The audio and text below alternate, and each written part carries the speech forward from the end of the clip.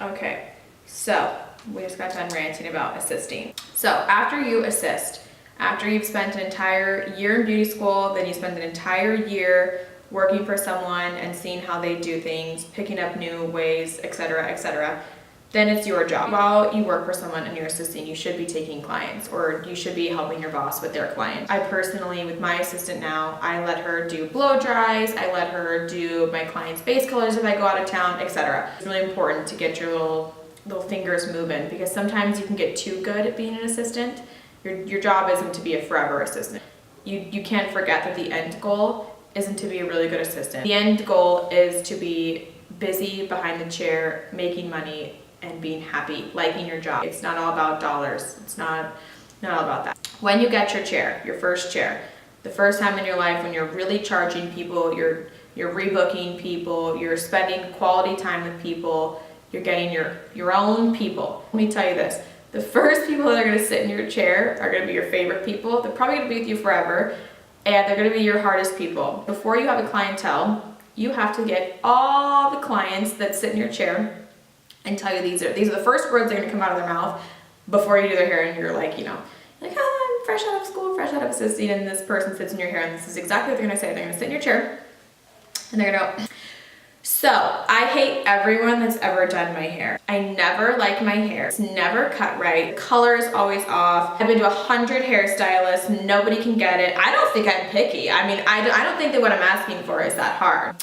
But you can do it. I'm gonna give you a chance. I want my base color to be like chocolate brown. And then I want like a few pieces of like blonde here and there, but not the orange kind of blonde, not the yellow kind of blonde, like, like the blonde. You know what? I don't really like when I get a haircut because they always take too much, but I'm really bored with my look. My last hairstylist never changed my hair, but I don't really like haircuts, so I don't know, but I'm never happy is what I'm gonna tell you. Okay, so, little Julia behind the chair, I'm like, great.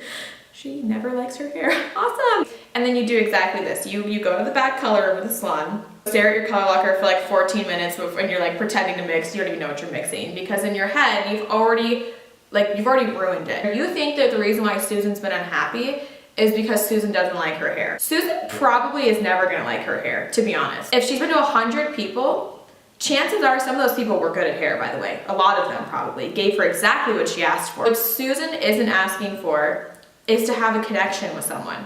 Susan's unhappy because no one has talked to Susan correctly. Susan doesn't like who's doing her hair. Let's clarify. If Susan's hair is trashed and you're like, oh my God, this is the ugliest hair ever, then you know Susan went somewhere bad. But if 100 hairstylists have done her hair and she sits in your chair and there's nothing wrong about her hair, right? It's just she's just not happy, chances are making Susan happy have nothing to do with the hair on her head. The people that come to you, there's not gonna be really anything wrong with their hair. They're looking for something else. They're looking for a new hairstylist, or they've just moved somewhere and they liked their hairstylist and they're looking for a new hairstylist to like. You need to understand that you're in the business of being liked. Doing their hair really great is like an added bonus, and that's going to get you really busy and really successful one day. But before you can get over there, you need to have someone sitting in your chair that's happy. Just one person. You gotta start with one happy person. So you go back to the salon, you're mixing up your color, and what I did, I would look around and ask somebody like, someone go look at my client. Someone go do that. Because in your head, I'm like, oh, I'm gonna mix up like a 5N and a 5G for her chocolate base.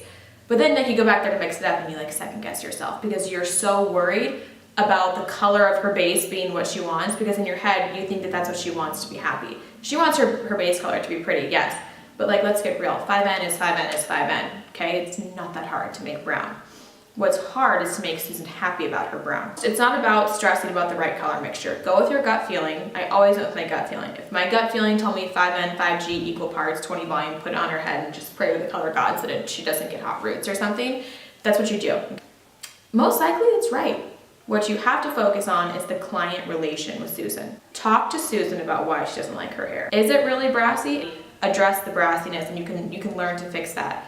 But maybe the problem is that her hairstylist didn't pay attention to her or didn't listen to her, or all those things. You have to talk to her, ask her why. And then that's your job, to go back there and mix up a color. If her base color is too warm, cool it down. Add some ash in there. Don't put G in there if she says she doesn't like gold. But that's the most important part, is making Susan comfortable and happy and confident in the fact that you're going to try your best. You have to have a conversation with Susan. Nobody's gonna believe that you've been behind the chair for 20 years when you were 21 years old taking clients, okay? I looked like I was 7. So nobody was sitting in my chair expecting 20 years of experience, okay? Someone sat in my chair because they called a salon who needed a walk-in, and I was the newbie and I got a walk-in. So she's aware that I've not 20 years experience. She's hoping for someone that's new, that's not set in their ways. Someone that's going to listen to her and be something fresh, give her something fresh. The same formula as someone else put on her head. She isn't looking for that. She's looking for a fresh experience, not necessarily a fresh color. If she's always been a brunette, chances are she's probably always gonna be a brunette. She's always gonna be chocolate brown. You can tweak a level 5 so much, but it's not that noticeable. It's not noticeable enough to throw your hands up in the air and say 100 people have done your hair wrong. She's looking for someone to give her something she hasn't had. How about a conversation? How about ask Susan how she's doing? Ask her if she's okay with her life. Most people that are unhappy with their stuff, by the way, their hair, they're unhappy with like the inside of them. It has nothing to do with your skill level. It has nothing to do with how great you are at their hair or not. You're a baby in the industry. You don't have to be a master cutter to make someone's haircut nice. Do a basic haircut on someone and have a conversation with them, and they will rebook with you in 6 weeks. Guarantee it.